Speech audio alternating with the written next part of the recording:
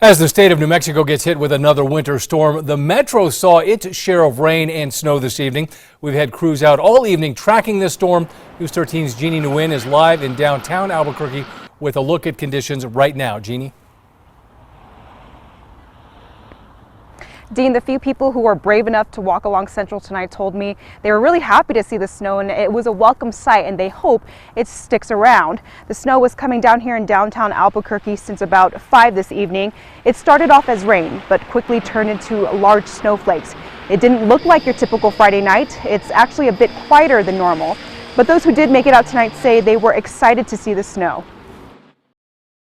I'm definitely happy to see it. I'm still one of those people clinging on to winter, so spring can take its time.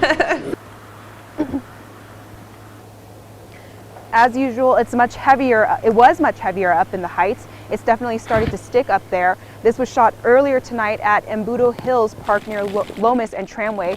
Now, as you can see back here in downtown Albuquerque, the snow has stopped, but it is still really cold outside. So if you do plan on going out tonight, make sure you bundle up. Dean, back to you. All right, Jeannie, thank you.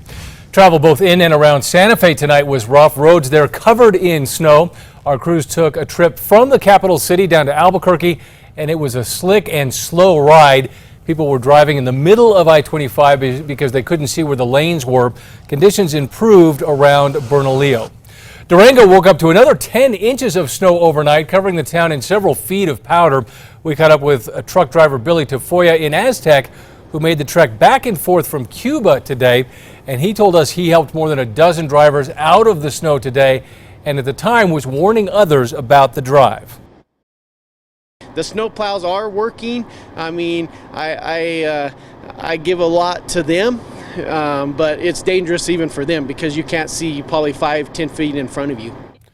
Parts of Highway 550 remain tricky tonight as temperatures drop. Heavy snow covering the trees and the countryside between Cuba and Farmington.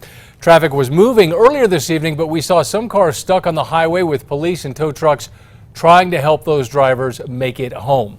You can follow along as we track this storm. Just head to our website, krqe.com, or open up the KRQE weather app.